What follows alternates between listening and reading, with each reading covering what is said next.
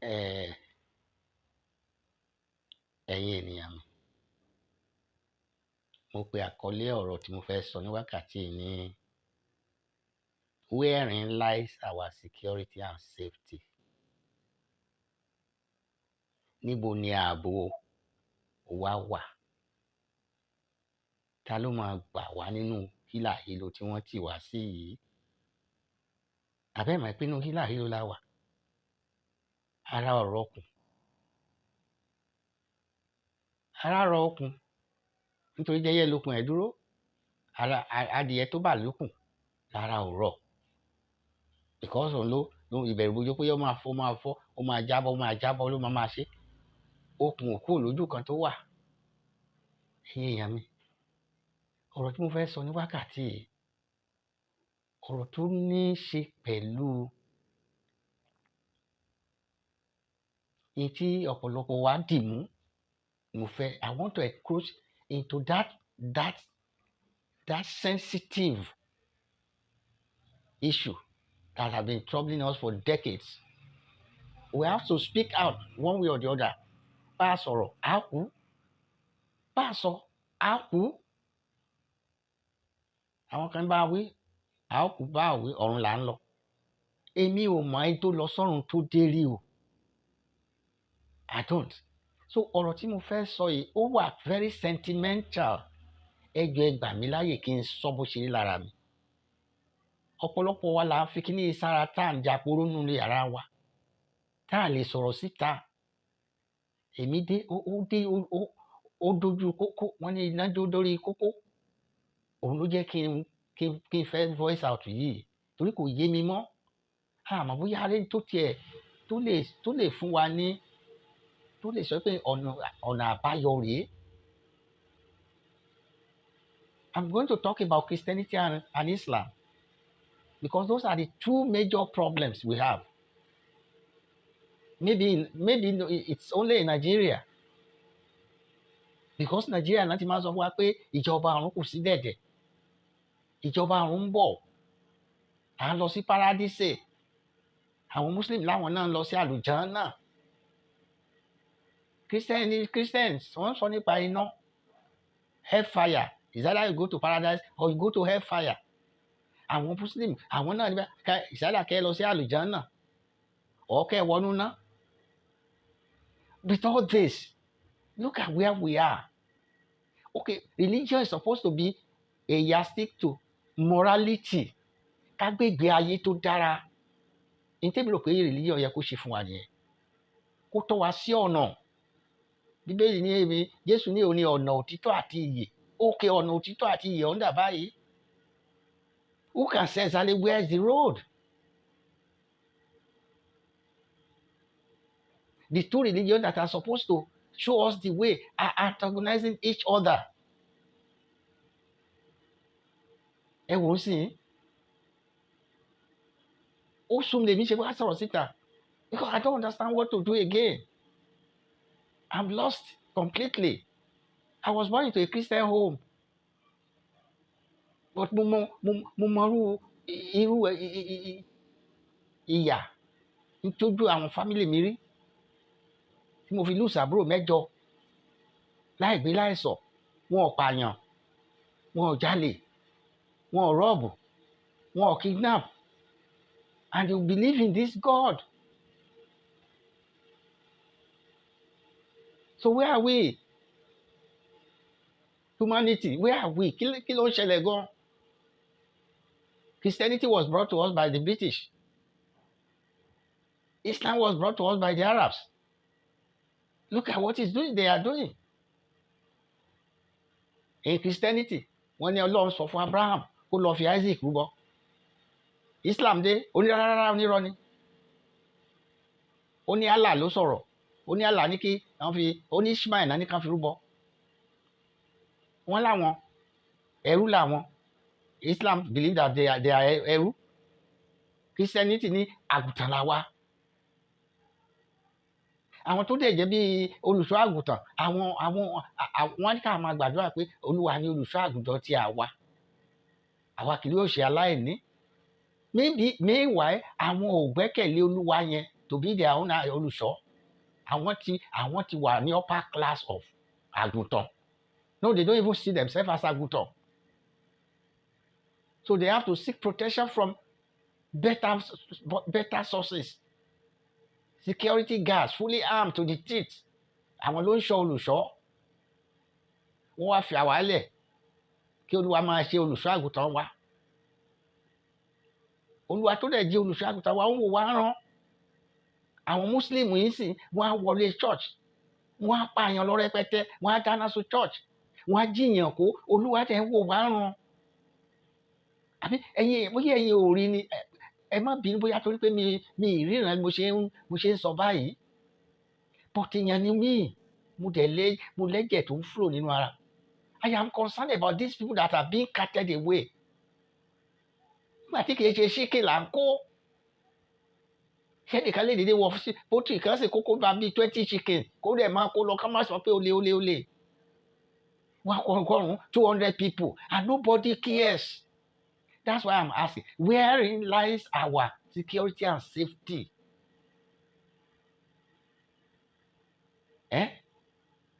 Àwọn Muslim believe pé táwọn bá dé ọ̀run 72 verses ó dúró de àwọn ọkùnrin. Kí ló dúró de obìnrin? Ní Islamic way. Àwọn Christian believe nínú Bíbélì pé they don't give you the marriage, you don't marry and you are not given to marriage. Kò sí pé à ń gbéyàwó, kò sí kíní kan ní paradise. So èwo la fẹ́ gbàgbọ́ sìn? Torí ti 72 verses sìn wọ́n ń pa ènìyàn ẹgbẹẹgbẹ̀rún. Ọlọ́run dẹ̀ sọ pé ìwọ kò gbọ́dọ̀ pànìyàn. Òfin mẹ́wàá náà pé òfin written by the finger of God in the Bible. Wọ́n jẹ́ ká mọ̀ how important those offenses are. Pé Ọlọ́run fúnra rẹ̀ ló fi ọwọ́ ara ẹ̀ kọ́. Ìtọ́lọ́ ń kọ àwọn èèyàn dẹ̀ violate ẹ̀ with impunity. And Ọlọ́run dẹ̀ lè gbégbèsè kankan. Ṣé ó dìgbà tán bá dọ́run kí ìdájọ́ tó dé? Now most of these people tó bá yá sí tán commit atrocities wọ́n láwọn ti fàyè wọn fún Jésù. Àwọn náà máa pìtàn. Wọ́n máa lọ fún àwọn tí ṣe bá rí wọ́n ti commit asọ ẹ̀mí àlọ́ ti pààyàn òun ti mẹ̀jẹ̀ èèyàn òun ti ṣe gbáṣọ gbogbo àyàn Ọlọ́run ò pé. Àwọn tí ò mùjẹ̀ tí ò pààyàn àwọn yẹn ń sọ́fà káàkiri gbòòrò. Ẹ jọ̀ọ́ ẹ jẹ́ kí kò yé mi ní what's happening here? Ẹnìkan ní Christianity ń prepare àwọn èèyàn. Ó ń pèsè àwọn èèyàn sílẹ̀ fún Islam láti wá pa. And it is true the way I see it. When you propagate the gospel of Jesus to everybody, ẹ fàyè yín fún Jésù, ẹ gba Jésù, ẹ bá ti gba Jésù, ohun gbogbo á máa ṣe. Ẹ dẹ̀ gba yín fún with the belief that this thing is true. Ìgbà ẹni ìyá yẹn ṣe bẹ̀rẹ̀ lójú dọ́sìn. Á kò lójú dọ́sìn, á bọ́ sójú pálí. Tó bá ti kó lójú pálí, á bọ́ sójú kọ̀ńténà. Àwọn kẹ̀ ń gbádùn. Ẹ má ṣoògùn ewé àti gbòògùn dá àwọn iṣẹ́ èṣù ni ẹ má nígbà ẹ má ṣe gbà wọ́n wá neutralize gbogbo power wa ẹ lọ dànù. So they now make us vulnerable to defend ourselves. And so when they finish that, their counterpart in Islam, they come in and finish the matter. Is either you become a Muslim or you lose your life. No, there's no other way. Hello, àwọn tó ń jìyà ewu ìyà tí wọ́n ń jẹ ní north in the name of kí n àti pé Sharia, and nobody is helping. They are killing Christians, and the Christians are keeping quiet, especially these so-called GOs, General Overseer and Monso. Tani big church pastor Adeboye, pastor Yedepo, pastor Adefarasi, pastor Kumuyi, pastor Kayode, kí ló ń pè gbogbo wọn bẹ́ẹ̀ Okoti Chris Oyakilome Asọ̀túndé Bákàrẹ̀ wọ́n pọ̀ lọ rẹpẹtẹ, gradually making wealth that they cannot finish until the end of their life. Kò sí ìtókàn wọn gbogbo ìta sọ kò sí kankan ní wọn tó sọ̀rọ̀. Kí n máa kọ́ 100 women 200 people ẹ jẹ́ kó wọn inú gbó. Ṣé inú gbó táwọn yẹn èèrà ni wọ́n ni tí wọ́n lè discover tí wọ́n wà. And the Christian community kept quiet. All you know about is Kalomamo. Islam propagate. Káwọn èèyàn lọ sí Mecca, ká lọ sí Emuri. You go and use your money to develop other country. You are developing. You know how many millions of people travel all over the world every year to Hajj? Let's say there are 5 million, and each of them pay 10 million. That's how they develop their country. Àwọn tó sọ fún yín pé máa lọ ṣáájú jọ́nà nìyẹn. Àwọn develop country wọn. They are creating waves. They are making life better for their citizens. And you will never be allowed to. Wọn ò lè fún yín ní citizenship. Torí nǹkan táwọn ń gbádùn yẹn ara wọn nìkan ni. Ẹ̀yin ló máa kówó ti yín wá. Ká máa fi tún lu wá ṣe. Ṣùgbọ́n tẹ́lẹ̀ bá ti kú, ẹ̀ ń lọ sọ̀rọ̀, ẹ̀ ń lọ rí 72 virgin. So make sense. Ṣé common sense wà lórí nínú ọ̀rọ̀ yẹn? Àwọn kan dẹ̀ believe ẹ̀. Wọ́n dẹ̀ pera wọn lẹ́rú. How can you be ẹrú? Ṣé ẹrú máa ní inheritance ni? Do you know what is called ẹrú?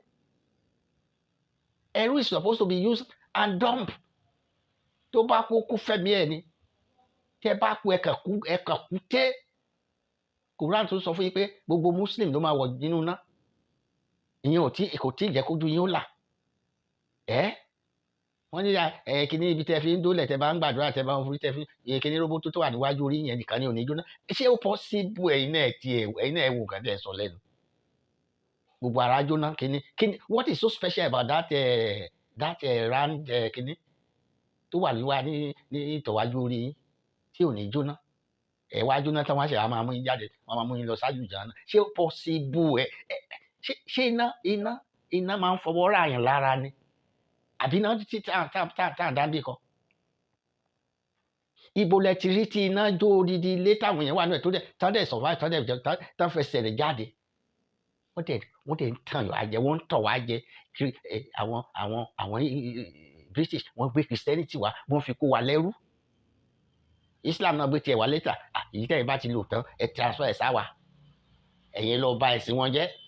Ẹ sọ fún wọn pé oògùn tán ṣe yẹn oògùn yẹn ibẹ̀ lágbára wa wà. Ọlọ́run tó fún wa ní ewé àti egbò ó mọ tó ń ṣe náà. Wọ́n ní ká lọ dànù. Ká máa jẹ́ orúkọ wọn. Orúkọ tẹ́ ẹ̀ máa túmọ̀ ẹ̀. They came from nowhere and imposed their culture and tradition and belief upon you, and you accepted it as if you are not human being. No wonder tá fi pè é lẹ́rú. No wonder tá fi pè àwa lágùntàn. Ẹ̀yin ẹ̀wù náà, ẹ̀yin èèyàn mi. Èyí ló pé 16 days. Táwọn movement kan tá ń pè ní Islamic movement, Fulani nationalist movement, tá issue threat pé àwọn fẹ́ gbógun wọ̀lú. Operation kí náà pè é náà? Operation total destruction or whatever. 16 solid days. And nobody is talking about it. Nobody is nobody is taking action against these people. And that's why I said, wherein lies our own security and safety in this country? The president is not taking a decisive action to cut these people, get them arrested, flush them out. We have the National Security Advisor, kept quiet. The Minister of Defense kept quiet. The Minister of State for Defense, nowhere to be found. But tó bá jẹ́ pàwọ́ àwọn Yorùbá, tó bá jẹ́ Yorùbá self-determination movement ló issue irú lẹ́tà yẹn 2 days pẹ́ jù wá ti rán gbogbo wọn up. Are you waiting for us to be killed? To be massacred? Then we have what we call mass burial. Ẹ wá máa condemn after the evil has been committed. Baba God, where are you? Where are you? Reveal yourself in this case. Wọ́n ṣe bá wọn tán parí. Tẹ́lá ń kọ́ àmọ́ church. Ṣe bọ́ Ọlọ́run náà lọ sìn. Ṣe bí Jésù náà ń dárúkọ. Wọ́n dẹ̀ ní Jésù ní olùgbàlà wa. So we can't call upon you in the day of trouble anymore. Daddy, you say call upon me in the day of trouble, you will deliver us. Where is the deliverance? Ibo làwọn áńgẹ́lì wà. À ń gbọ́ pé àwọn áńgẹ́lì mi ìrí kan rí láyé mi. ṣé áńgẹ́lì ò lè gba àwọn tí wọ́n lọ ń jó mọ́ ṣọ́ọ̀ṣì ni? Ọmọ kéékèèké, arúgbó, aboyún, wọ́n á dẹ̀ pa wọ́n dànù. Àyùkọ́ ẹ̀kọ́ àyà ẹ̀yin lẹ gbé òfin jáde, ẹ̀yin ìwọ kò gbọ́dọ̀ pààyàn. Christianity á fún wa, wọ́n á sọ fún wa pé a gbọ́dọ̀ pààyàn o, ìwọ kò gbọ́dọ̀ jalè, ẹ gbọ́dọ̀ jalè o, ìwọ kò gbọ́dọ̀ ṣe lé, ẹ gbọ́dọ̀ ṣe o. Wọ́n tẹ̀ gbin kíní yẹn sí wa lọ́kàn. Ìbẹ̀rù bojo yẹn ò ní jẹ́ kálẹ̀. Irú èmi tí mo bá yín sọ mi lè pẹ́ di yẹ. But àwọn kan ní wọ́n ní impunity láti pààyàn. Àwọn yẹn wọ́n fún wọn ní right, wọ́n ní liberty, wọ́n ní freedom to kill and be killed so that they can go to Alujana, where is waiting 72 virgins. Àwọn Christian tó bá pa yẹn, àwọn ò níbi kankan, wọn ò ní kò ṣeré kankan. But there is a mansion in my father's house. There is many. Ṣé inú ilé kan many mansion máa ń wà? Èwo ló tóbi jù nínú ilé àti mansion? Èmi wo gbogbo kìíní ipò tiẹ̀ yé mi mọ́. In my father's house there are many mansions. In a one house, there are so many mansions. Or in my father's house, is it not supposed to be so many rooms? Ìyẹn tí ẹ̀kọ́ ní issue. Kò sẹ́ni tó lè challenge àwọn ará bíi. Ẹ̀dẹ̀ gbẹ́sìn lérí. Ọmọ gbọ́dọ̀, ọmọ àti bàbá tí ẹ̀sìn wọn bá yàtọ̀, wọ́n rógo. Ọmọ lè pa bàbá torí pé bàbá ò ṣe ẹ̀sìn Islam, ẹ̀sìn ìmọ̀le. Gbogbo nǹkan nípa ẹ̀sìn ló le kókókókókó. Orúkọ wọn ló rò wọ́n. More than 200 people were killed about 2 weeks ago in one of the local governments ní Kwara. Up till now, a gbọ́ pé ọwọ́ àwọn agbófinró ti bà wọ́n. So in this situation, all animals are not equal. Of course, they are not equal. There are some people who are above the law because of religion. Because of this same religion, one fixed election for next year for February 20, presidential, governorship, March 6. Because àwọn tó wà ní North and Fulani, wọ́n halẹ̀ mọ́ federal government pé rárá, ó bọ́ sí gba àwẹ̀ wọn. Àwọn ò ní gbà, àwọn ò ní ṣe. Federal government wọ́n dẹ̀ fàyè ilẹ̀ wọn ní ká lọ change kìíní yẹn. Tó bá jẹ́ Christian ló ṣe irú ẹ̀ sìn, wọn ò ní dá wọn lóhùn. Tó bá jẹ́ àwọn oníṣẹ̀ṣe ni, àwọn yẹn ò tiẹ̀ wọ́n ń ṣe èèyàn. Ẹjọ́ ibo ni religion fẹ́ gbé wa dé Nàìjíríà? Mo ń gbọ́ news kan earlier today. Wọ́n ní about 30 years or so ago ní China, there were more than almost 800 million people who are living under poverty. Poverty everywhere ní China. Wọ́n pe ẹ̀fún àti ẹ̀dọ̀ wọn jókòó. They sat down. Should we continue like this? Today, ẹ wo development. Kò síbi tẹ́ ẹ dé ní gbogbo àgbáyé tẹ́ ẹ ní rí made in China. One product or the other. Kí ni religion ń gbé fún wa? Both Christianity and Islam. Kí ni nǹkan? Kí ni àǹfààní tá a jẹ nínú ẹ̀? Just a minute. Home button. Play button disabled. Window voice recorder. Home but pause recording. Pause recording. Now, today, according to the information I had, it is zero poverty. It's zero ní China. Kò sí ìlú kò síbi tẹ́ ti lè gbọ́rú ẹ̀. America go record zero poverty level. In China today, and that's the fact. Kì í ṣe religion ló fún wọn ní access yẹn. Wọn kì í ṣe Christianity o, kì í ṣe Islam o. Wọ́n lo brain wọn ni o. They sat down and worked their life out. Kàkàkà wo bá ṣe máa develop. Àwọn kan just about 5 or less than 10 people. NNPC, led by former group managing director Mele Kyari abikina porúkọ ẹ̀. They went away allegedly with 210 trillion. Ṣé irú ẹ̀ lè ṣẹlẹ̀ ní China? No, let's talk about it. Ṣé irú ẹ̀ lè ṣẹlẹ̀ ní China, my people? It can never. Bá ṣe ń sọ yìí, ọdún ló máa pé 66 years ní Nàìjíríà ti gba independence. Kò sí iná. Iná has never been stable. Electricity.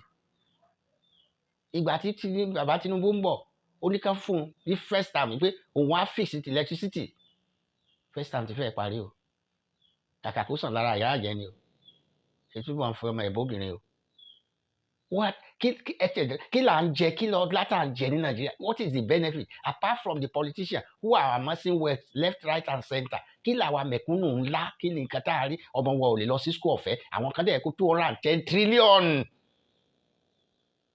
wọn kó lọ sẹ́nẹ̀tì wa ń pè wọ́n kẹwàá at the end of the day ẹ̀ ní gbọ́ kankan mọ́ ẹ̀ ní gbọ́ nothing owó yẹn wọlé nìyẹn ẹ jọ báwo lè yàn bíi mélòó kan ṣe jókòó lé ẹ lọ wo àwọn tó jókòó lówó yìí they are all from the north and not only from the north they are mainly Fulanis torí àwọn lágbára lọ́wọ́ ẹ̀ kí wá láǹfààní religion what is the essence of religion nísìnyí báyìí churches òní Mẹ́kà báwọn Muslim wọ́n ṣe ń lọ sí Mẹ́kà tá ń lọ sí múra tá ń kówó lọ owó tó yẹ ká fi ṣe àǹfààní ládùúgbò ká fi tádùúgbò ṣe ká fi dájú iṣẹ́ sílẹ̀ kò sí iléeṣẹ́ kankan Nàìjíríà tó ń function especially ní Ondo State a lè nàka sí iléeṣẹ́ kan industry àbí factory kan tó wà productive táwọn máa ti lè ṣiṣẹ́ kò sí àfi cultism drugs ó tán nísìnyí báyìí every month another pilgrimage báwọn Muslim ṣe ń lọ sí pilgrimage ní Mecca àti Madina pẹ̀lú owó ńláńlá táwọn kan lọ sí Jerusalem tí ò kàn wọ́n lọ ẹ lọ ń bá wọn build country tí wá dẹ̀ ń ṣòfò ó dẹ̀ ń lie in ruin nobody bothers about it ẹ lọ wo Dubai ní ìdíbẹ̀ rí ṣùgbọ́n àwọn ròyìn àwọn ń tọ́jú lu wọn ń develop industries are springing up life àwọn Nigeria billionaires wọ́n lọ ń dáṣe iléeṣẹ́ sílẹ̀ but wọn ò lè ṣe sí Nàìjíríà ẹ̀dẹ̀ ń sọ pé religion bullshit religion my foot àwọn ò lè lọ sí school mo gbọ́ sórí kan lálẹ́ àwọn kan ní lẹ́kọ̀ọ́ lórí railway line eré abẹ náà ń sùn wọn ò nílé drugs ti báyé ọ̀pọ̀lọpọ̀ ọmọ kéékèèké jẹ́ and nobody is bothered nobody cares they only care about their stomach they only care about their children the next 200 generation wọ́n ti prepare owó fún wọn ọ̀tàwátà wà ń bí kò sí nǹkan tó kẹ́ anybody kò sí medical facilities tó lè take care of common people but àwọn jí o bá fẹsẹ̀ kọ ọ̀tá wúkọ́ sorry papa ìjọ́ kejì papa ti travel wọ́n lọ treat ara wọn ṣùgbọ́n olúwa lóṣù àgùntàn tiyín àti tèmi bó ṣe ń pààyàn tó ní Benue ní Plateau ní Taraba ní Ondo State ní gbogbo ẹ̀ ní Kwara kò sí Adébóyè Oyèdépò Bákàrè Kúmúyì Adéfarasí àtàwọn tí mi ìrántí gbó káàtì ẹ̀ kóra wọn jọ ṣùgbọ́n láwọn ní ìránṣẹ́ Ọlọ́run ẹ padà sọ́dọ̀ Ọlọ́run yẹn náà kẹ́ẹ̀dẹ̀ sọ adé o bàbá yín tó lọ ẹ kò yé wa mọ́ o kí ni ká ṣe wọ́n ń pa èèyàn yín lọ́tún lọ́sì ṣùgbọ́n èèyàn máa ṣe Holy Ghost night Holy Ghost festival every month redeem millions and billions of money will be coming in Oyedepo every November December and lọ sí náà ń pè é Shiloh from all over the world one trooping another pilgrimage billions of naira will be coming in kí lẹ fẹ́ fowó ìṣe ṣe máa jẹun ju ẹ̀mẹ́ta lójúmọ́ ní abẹ́ mẹ́fà ókè agbọ́ pé lára yín sì yẹ ti ní airstrip nínú ọgbà yín plane yín ó lè gbéra nínú ọgbà yín nínú campus yín nínú land yẹn kó gbéra ẹ lè land and so after that what next can you buy death can you imprison death with all your money bẹ́ẹ̀ lọ ń gbòòrò convoys of vehicles ọ̀pọ̀lọpọ̀ yín ò tiẹ̀ rìn títì mọ́ you have your private jet apart from that you have helicopter kí ló dé these are things that cannot happen in China technologies is being developed at a very fast rate in China India and so on Nigeria cannot develop nothing we are produced àti ẹ̀ lè produce toothpick all in the name of religion. Àmọ́ máa propagate heaven. Ẹ̀ẹ́dẹ̀ ṣe tá àti lọ sí heaven yẹn kẹ́ kú kẹ́ fà wá tá àti ṣe tán kẹ́ tiẹ̀ gbé poison jẹ́ kẹ́ tètè máa lọ. Ìwọ tó fẹ́ lọ get 72 virgins, why didn't you just proceed? Kó gbé poison jẹ́. You don't need to force me to believe in you. Go there first and come back and show me the thing to 30 mú bọ̀. Ẹ̀yin ẹ kọ́kọ́ lọ jóná náà, èmi ò fẹ́ jóná because I don't believe in hell. I don't believe in it. I don't. Wọ́n kàn fi dẹ́rù bà wá ni. Àwọn tó dẹ̀ kó wa náà wọ́n ti ṣẹ́yìn náà rí. Nígbà tó fi kó wa lẹ́rú tán, àwa wá tún lọ sanwó fún wọn. A máa wáṣẹ́ lọ sí Britain. Wọ́n fún wa ń pídọ̀, wọ́n máa lo brain wa. Nígbà tó ti kó wa lẹ́rú tán, wọ́n kó wa lẹ́rú ọpọlọ. Wọ́n tún wá kó wa physical ẹrú. Àlọ́ ń sìn wọ́n. Àwọn wa tó wà ní Arab ní Saudi Arabia, wọ́n wá ń lò wọ́n bí. Kò sí bàbá ńlá nínú wọn tó lè sọ̀rọ̀. Ní Northern Nigeria, Sharia ti gba gbogbo bẹ̀ tán. Christian ò gbọ́dọ̀ sọ̀rọ̀, oníṣẹ̀ṣe. Bẹ́ẹ̀ bá sọ̀rọ̀ wọ́n á frame New York, wọ́n á lè ti blasphemy against Muhammad. Instant death. Anybody can frame anybody up at any time. Tí n bá rọ ọmọbìnrin tó wù mí tó dẹ̀ jẹ́ ọmọ Christian, tí n bá kọnu sí as a Muslim ní North tó bá takú tó màá kàn pa wá wo ó ti blaspheme Muhammad o, ó tán. Ṣé ọpọlọ yín kú ni torí ọpọlọ tèmi ò kú? Ṣé ọpọlọ yín wọ́n kú ni? Ẹ jọ ṣé kò sí ọ̀nà tá a fi lè pa àwọn gbogbo religion rádaràdà wọn ká kó dùn ni so that we can live a normal life. This is abnormal. Ẹranko gan ò para wọn bí ilé yìí náà. Àpẹẹrẹ ẹ̀rí ẹbí tí ẹyẹ ti kó gun lọ bá àwọn ẹyẹ míì ni. Ordinary other creatures, they live a peaceful life. Ẹ wá sí wá sọ́nù kòókòó jọ̀ǹjọ̀ǹ torí kí ni? Then baba God, ẹ̀yin mo ti wá bàbá yìí torí ọ̀rọ̀ ti kọjá agbára mi. Mo ti bẹ̀ yín títí. Ṣé bẹ́ẹ̀ yín lẹ ṣòfin? Try and uphold this commandment. Ṣé kò sí consequence fún ẹ tó bá lòdì tó bá rú òfin ni? Ẹ dẹ̀ ń wò wọ́n run. Daddy, wake up to your responsibilities now. We are your responsibility. Ṣé bẹ́ẹ̀ ilẹ̀ dá wa? Ẹ nígbà tẹ́ ẹ dá ayé, ẹ ní gbogbo ẹ̀ wà ní dáradára. Ṣé dáradára ló wà báyìí? Bàbá mi Jesus Christ, mi ò rí ẹ rí o. But mo mọ̀ pé most likely you are there. You say you are the Prince of Peace. Àwọn Islam náà dé, Muslim náà, àwọn náà ní religion of peace. So who is telling lies? Where is ibo ni peace wà báyìí? Àlàáfíà náà dà nínú ayé pàápàá Nàìjíríà. Ṣé tó jẹ́ pé a lè sùn ká pajúdé? Torí ẹ̀yìn tàyẹ̀ ní Fúlàní wọ́n lè yọ sádùúgbò. Kán bẹ̀rẹ̀ sí bẹ́ẹ̀yàn lórí káàkiri. Ká máa sunlé ká máa sun títì. So bo ni peace wà? Ẹ gbígbèsè bàbá. Ẹ jọ̀ọ́ bàbá God. Ẹ̀yin nìkan mo lè pè mo ti pè President Bola Ahmed Tinubu kò sí nǹkan kan tán lè ṣe sí. Gbogbo wọn dákẹ́. Káwọn Fúlàní mọ́ ká máa ṣe bó ṣe wù wọ́n. 16 days of ultimate of threat. Nobody is taking any action to prevent this thing. Abẹ́rù pé kò lè ṣẹlẹ̀ ni. Ṣé àwọn tó wọ mọ́ṣáláṣí tán pààyàn tán bọ́ǹbù èèyàn nínú mọ́ṣáláṣí tán bọ́ǹbù èèyàn nínú church tí ò dẹ̀ sí nǹkan tẹ́lẹ̀ bọ́ọ̀dù lè ṣe sí. Wọ́n á ṣe wọ́n á dẹ̀ mú jẹ́. Daddy, Baba God, Almighty God, ẹ̀yin wá bá ẹ jọ̀ọ́ ẹ má rò tàwọn. Ṣé ráwọn leadership wa wọn ò ní nǹkan ṣe tara wọn nìkan náà mọ̀. Àwa ṣe rá wa over 200 million people ní Nàìjíríà. Ẹ wá wò risk tá a wà. Ẹ gbà wá ẹ jọ̀ọ́. Ẹ come to our aid. Establish yourself. Let people know that you are in control. You are still there. Àwọn èèyàn fọwọ́ gún òfin, wọ́n fọwọ́ gún yín nímú. Èmi dẹ̀ ń defend yín ṣùgbọ́n ó dàbí pé ẹ̀ tí ẹ̀ dá mi lóhùn. Kì í tiẹ̀ ṣe kó dàbí mi ìgbúròó yín rárá. Daddy, àsìkò tó fún yín láti dìde. You have to do something about this case. Ẹ̀yin lẹ dá wa náà. Èmi ò ń ṣe ẹrú. Àwọn kan ríra àwọn gẹ́gẹ́ bí ẹrú. Kí ni jẹ́ ẹrú? Wọ́n máa lo ẹrú gbó náà ni. Ẹrú kò ní inheritance. Kò ní kankan. Èmi ò ń ṣe ẹrú o. Ọlọ́run, èmi ò dẹ̀ kí ń ṣe èèyàn ni mí o. I am a human being created by you, the divine God created a human being. I am an intelligent being. Mi ò ń ṣàgùtàn. Ẹ bá wa dá sọ̀rọ̀ yìí. Ẹ bá wa dá sí. Ẹ jọ̀ọ́.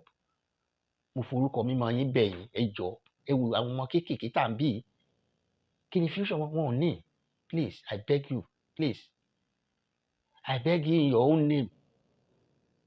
Mo forúkọ Jésù Kristi bẹ̀ yín. Mo forúkọ ara yín bẹ̀ yín. Ẹ bá wa palẹ̀ àwọn olórí burúkú jihadis tá fi lé ayé ní ara wọn lára ẹ bá wọn palẹ̀ wọn mọ́. Bẹ́ẹ̀ bá bàbá tí ẹ bá ṣe mo ti sọ fún yín ẹ̀rọ èmi lágbára. I'll face them squarely.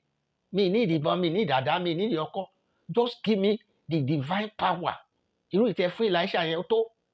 I need only 6 people to join me. We'll finish them. Ṣebí kí kàpàṣẹ bí tí mo jókòó sí kílẹ̀ gbé gbogbo wọn mi ni. Àti ìbọn wọ́wọ́. Ṣebí tó bá lọ́wọ́ ló máa fi gbé bọn. Tọ́wọ́ wọn méjèèjì àti ẹsẹ̀ bá rọ tán kọ́. Kò tán bí? Ká máa jẹrà sí níbi tán wà. It is possible, daddy. Ẹ jọ̀ọ́. Kẹ́rẹ́ àwọn olórí wa tẹ́ bá dúró dè wọ́n pé wọ́n máa ṣe nǹkan. Wọn ò ní ṣe anything no. 66 years of suffering láti 1914 láti wà nínú ìgbèkùn. Ẹ kó wa yọ bàbá mo bẹ̀ yín ni. Ẹ jọ̀ọ́ mo bẹ̀ yín. Ṣé gbọ́?